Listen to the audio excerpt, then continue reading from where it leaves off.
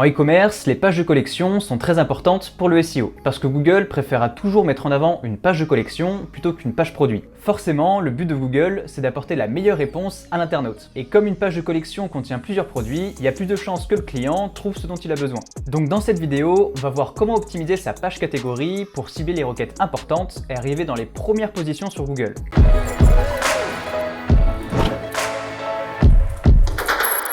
Bienvenue dans cette vidéo, si tu me connais pas, je m'appelle Benjamin et je me suis lancé pour des feeds, créer une entreprise qui fait 100 millions de chiffre d'affaires par an en 10 ans. Et avec cette chaîne YouTube, je partage mon parcours pour que tu puisses suivre mon aventure et apprendre de mes erreurs. Aujourd'hui, je te partage tout ce que j'ai appris sur le référencement naturel des pages catégories et comment faire en sorte d'arriver dans les premières pages sur Google. Moi, j'ai l'habitude d'appeler ça des pages de collection, mais la plupart des gens appellent ça des pages catégories, mais je te rassure, c'est exactement la même chose. D'ailleurs, si tu veux une formation gratuite sur le référencement naturel pour ton site e-commerce, je te mets un lien dans la description pour que tu puisses t'inscrire. Donc actuellement, c'est juste les vidéos YouTube que j'ai un peu retriées pour que ce soit plus simple à suivre, mais plus tard, il y aura sûrement des choses plus complètes. Donc si ça t'intéresse, le lien est dans la description. Pour revenir à la base des pages de collection, si tu sais pas ce que c'est tout simplement la page qui va regrouper tous les produits avec un univers commun. Par exemple, tu vois que si ici je vais dans bijoux et que je vais dans bague de fiançailles, bah tu vois qu'ici j'ai uniquement des bagues de fiançailles. Et la même chose, si je vais dans bijoux et que je vais dans par exemple collier, bah ici je vais avoir que des colliers. Bon voilà, c'est simple, mais en gros ça, c'est une page de collection. L'objectif avec une page de collection, ça va être de cibler un mot-clé short trend transactionnel qui est recherché dans notre thématique. Et j'appuie bien sur un mot-clé parce que une page cible toujours un seul mot-clé. Et on pense bien à cibler une requête transactionnelle et pas informationnelle parce que sinon ta page de collection, Google ne la fera jamais apparaître dans les résultats de recherche. Et si tu sais pas encore quel mot-clé tu dois cibler, bah je te recommande de regarder la vidéo soit sur comment trouver une niche, où je crois que j'explique un peu dedans comment ça fonctionne, ou soit tu peux regarder la vidéo comment trouver des mots-clés, où là j'explique concrètement comment tu peux trouver tes mots-clés en fonction de la niche que tu as choisie. Mais pour faire une petite piqûre de rappel, on va cibler des recherches transactionnelles avec environ 3000 à 5000 recherches par mois. Après, en réalité, tu peux même cibler des mots-clés avec beaucoup plus de recherches que ça, mais on va dire qu'en ciblant des mots-clés de 3000 à 5000 recherches par mois, ça va être assez facile d'arriver sur la première page de Google. Après, quand je dis que c'est possible de cibler des requêtes avec un peu plus de recherches, on évite quand même les requêtes trop généralistes où ça va être impossible de ranker. Clairement, appeler sa collection chapeau, chemise homme ou même tableau, ça va être compliqué. Tu auras toujours un site comme Zara ou H&M ou autre qui va réussir à se placer devant toi.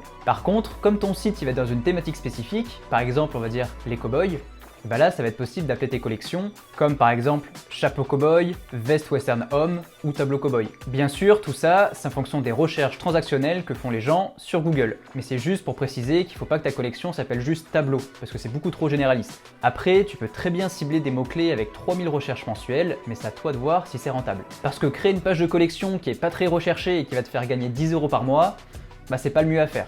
Mais après, ça dépend vraiment de ta niche et de ta stratégie. Mais on va dire qu'en dessous de 500 recherches par mois, c'est mieux de faire une fiche produit qu'une fiche de collection. Également, analyse bien le mot-clé que tu veux cibler avant de créer ta page de collection. Parce que ça sert à rien de se battre pendant 5 ans avec 8 sites différents juste pour un mot-clé qui a 5000 recherches par mois. S'il y a trop de concurrence, c'est sûrement mieux de partir sur un autre mot-clé qui correspond à ta collection ou même de partir sur une autre collection. Donc pour résumer, ta page de collection, elle doit cibler une requête short trend qui soit transactionnelle avec environ 3 à 5000 recherches mensuelles et il ne faut pas qu'il y ait trop de concurrence. Maintenant qu'on sait tout ça, je vais te montrer à quoi doit ressembler la structure de ta page de collection et ensuite on en fera une ensemble pour que tu puisses voir tout le processus. Donc une page de collection, ça va être composé de 3 éléments principaux. Il va y avoir le titre de la collection, toute la grille où justement il y a tous les produits et une description.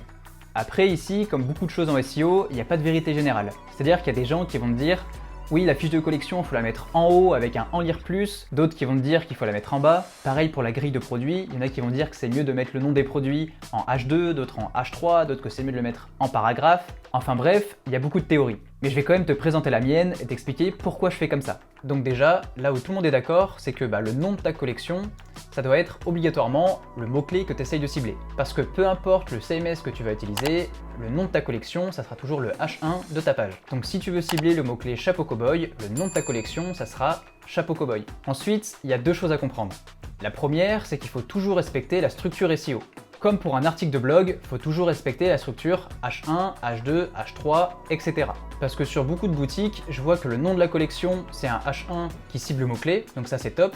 Et ensuite, en dessous, ils mettent toute la grille de produits avec le nom des produits en H3. Sauf qu'avec ça, Google, il est perdu. Parce que Google, il voit le H1 et après il tombe directement sur un H3. Sauf que quand tu fais ça, Google, il voit ça.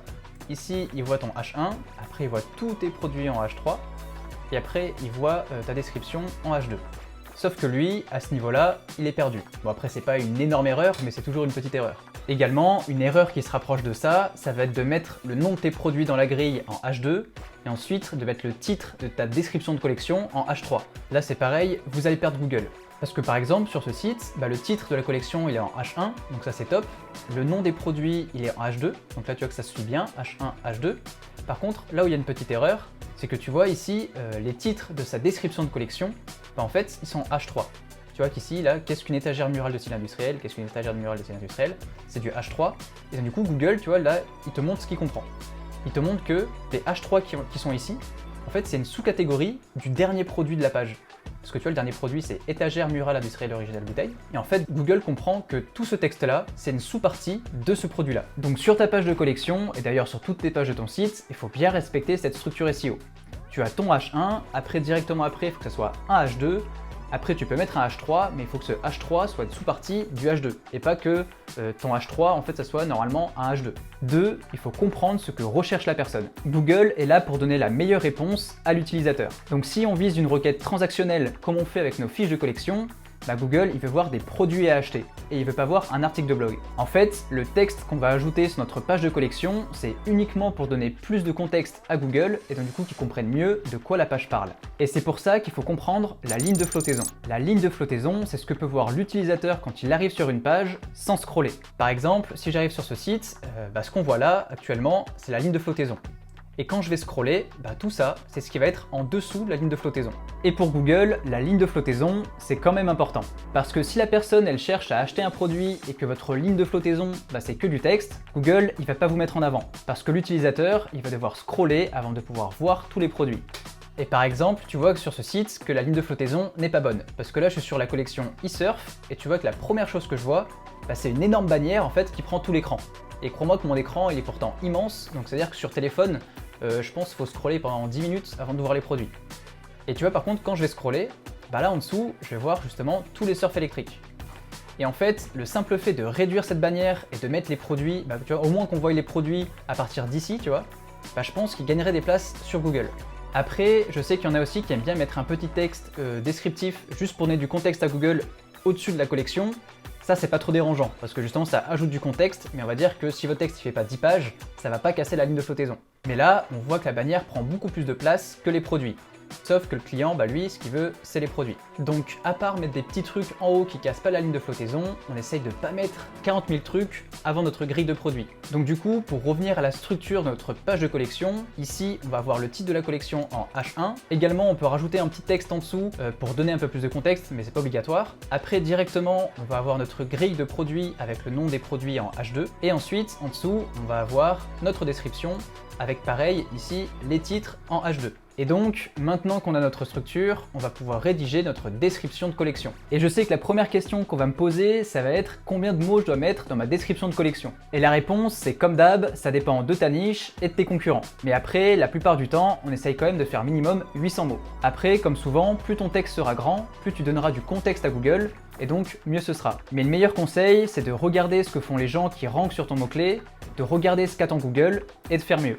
Donc ici, pour notre fiche de collection, on va trouver le champ sémantique du mot-clé qu'on cible et on va également trouver des questions qui aident le client dans sa décision d'achat.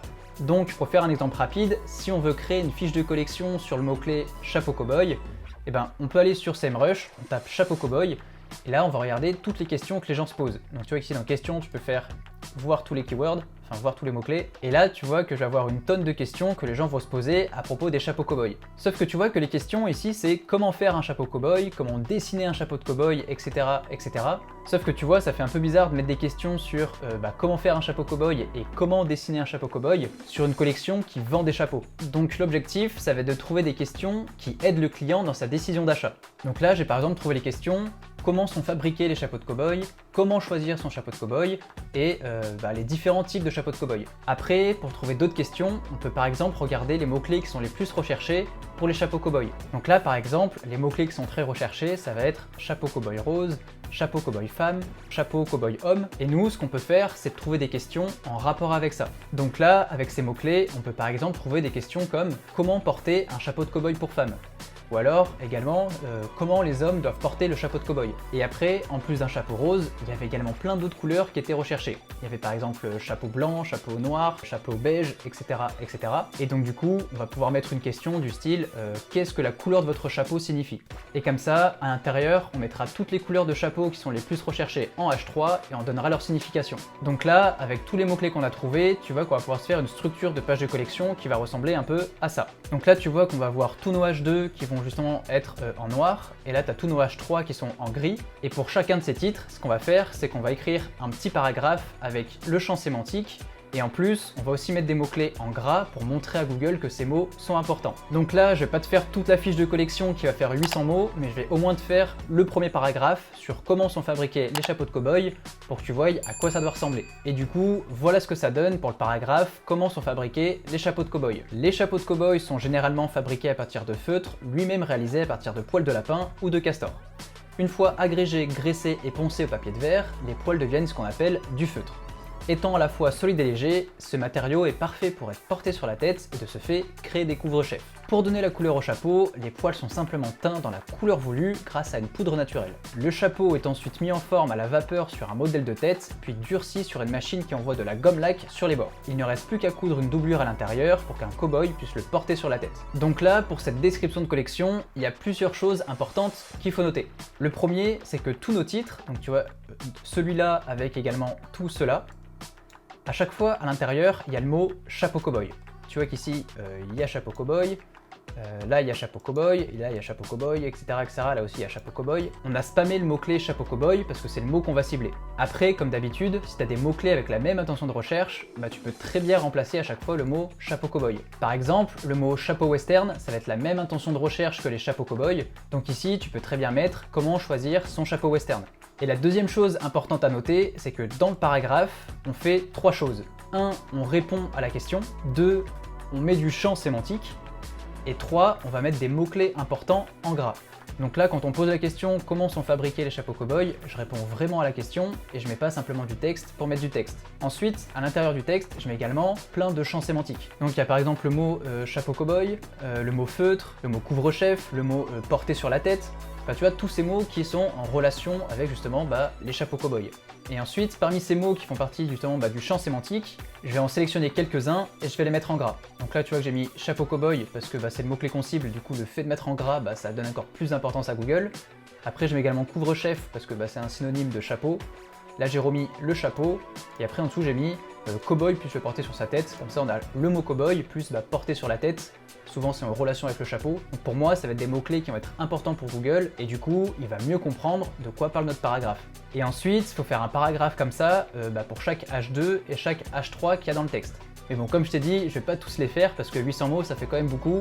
Et je pense que déjà, avec le premier paragraphe, tu as déjà compris l'idée de ce qu'il fallait faire. Et ensuite, à la fin, on n'oublie pas notre petit texte de maillage interne. L'objectif, ça va être de renvoyer vers la collection suivante et de créer un cocon sémantique. Donc le cocon sémantique, je vais pas tout réexpliquer dans cette vidéo parce qu'il y a des mecs qui le font bien mieux que moi. Mais pour faire simple, tu peux regarder cette image. Donc imaginons que sur ta boutique, il y ait 3 collections qui ont toutes des sous-collections.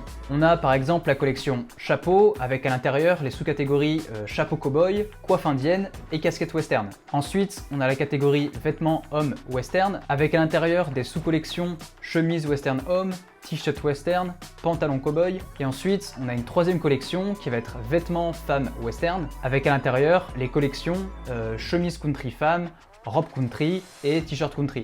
Donc là, ce qu'on va faire pour le maillage interne, c'est que chaque collection va rediriger vers la collection du dessous. Là, actuellement, on est en train de faire la fiche de collection pour les chapeaux cow-boy, ça veut dire que je vais rediriger vers la page de collection des coiffes indiennes. Et ensuite, ma page de collection des coiffes indiennes va rediriger vers les casquettes western. Et là, on va faire une boucle où casquette western va renvoyer vers chapeau cow-boy. Et comme ça, tu vois qu'on a une belle boucle qui est toujours thématisée dans les chapeaux. Et c'est important de ne pas faire de lien inter-collection si elles sont pas dans la même thématique. Donc par exemple, je vais pas faire un lien de la collection coiffe indienne vers la collection t-shirt country parce que elles sont pas dans les mêmes grosses collections. Mais en gros, pour que ce soit plus évident, je vais te montrer sur site qui le fait plutôt très bien. Donc tu vois qu'ici, j'ai ma collection de chapeaux Et à l'intérieur, j'ai mes sous-collections, chapeau cow-boy, chapeau paille, chapeau en cuir, chapeau en feutre, coiffe indienne, casquette, etc. Donc tu vois que si je vais sur chapeau cow-boy, lui il renvoie vers chapeau cow-boy paille. Et tu vois, c'est exactement ça, on voit vers celle du dessous, ok? Quand je vais sur chapeau cow-boy paille, hop hop hop, tu vois qu'il me redirige vers chapeau cow-boy cuir. Ça tombe bien, c'est celle du dessous. Et pareil, quand je suis sur cuir, là il me renvoie vers chapeau cow-boy feutre. Et tu vois que dans ma collection, chapeau cow-boy feutre, c'est celui qui est en dessous, etc., etc., tu vois. Et quand on arrive à la dernière, du coup quand on arrive aux casquettes, là il me renvoie vers ma première collection, chapeau de cow-boy, ok? Là tu vois que je suis aux casquettes et il me renvoie, pouc, sur chapeau de cow-boy, voilà. C'était même plus simple de te faire comprendre comme ça qu'avec tous les schémas que j'ai fait. Donc ici, notre texte de maillage interne pour notre collection de chapeaux cow-boy, ça va ressembler à quelque chose comme ça. Si vous souhaitez un couvre-chef mais que vous préférez les Indiens aux cow-boy, vous retrouverez également nos coiffes indiennes en plumes naturelles et conçues à la main. Et là du coup bien sûr, sur coiffe indienne, on met un lien qui redirige notre collection coiffe indienne. Ici, la chose importante à respecter, c'est toujours de mettre un petit peu de champ sémantique, et également c'est de mettre, on va dire, une quinzaine de mots avant le lien. Tu vois, le lien il est ici, et de mettre une quinzaine de mots après le lien. Bon là ça n'a pas été trop fait, mais c'est la théorie. C'est super important que le lien tu le mettes exactement sur le nom de la collection que tu vas cibler. Et également, une chose qui est importante, c'est ici, quand tu vas renvoyer vers ta collection coiffe indienne, il faut vraiment que ça soit le même mot. Donc si tu renvoies vers ta collection coiffe indienne, ici il faut vraiment mettre coiffe indienne et que tu mettes ton lien sur coiffe indienne. Tu comprendras ça quand on va travailler les backlinks, mais pour le moment, ça va t'aider. Et donc du coup, notre fiche de collection va ressembler à ça. Ici, on a notre premier H2 avec le paragraphe. Ensuite ici, entre chaque titre, il y aura aussi un paragraphe avec le champ sémantique, les mots en gras, et qui répond réellement à la question qu'on a posée au-dessus. Et ensuite, tout en bas, on aura notre petit texte de maillage interne. Et maintenant, la dernière étape, ça va être de travailler ton meta title, ta méta description et l'URL de ta collection. Donc j'en ai déjà quand même pas mal parlé dans ma vidéo sur les fiches produits, mais je vais quand même faire un mini résumé ici, et si jamais tu veux en savoir plus, tu peux regarder la vidéo sur les fiches produits. Donc pour le meta title, on va mettre le nom de la collection, comme ça on fait apparaître notre mot-clé, / le nom de la boutique. Pour la méta description, on essaye de ne pas dépasser les 160 caractères et on va faire apparaître notre mot-clé et en plus on va rajouter un petit texte pour inciter au clic. Et pour l'URL, c'est simple, on va reprendre le mot-clé qu'on cible avec notre collection et on va le mettre dans l'URL avec des tirets. Donc si je cible le mot-clé chapeau cowboy, mon URL ça sera monsite.com/chapeau-cowboy. Et voilà, c'était les bases du SEO à connaître pour les pages de collection. Comme j'ai dit en début de vidéo, si tu veux en savoir plus sur le SEO en e-commerce, je te mets une formation gratuite dans la description. Sinon, j'espère que cette vidéo t'a aidé. C'était Benjamin, on se dit à la prochaine. Allez, ciao!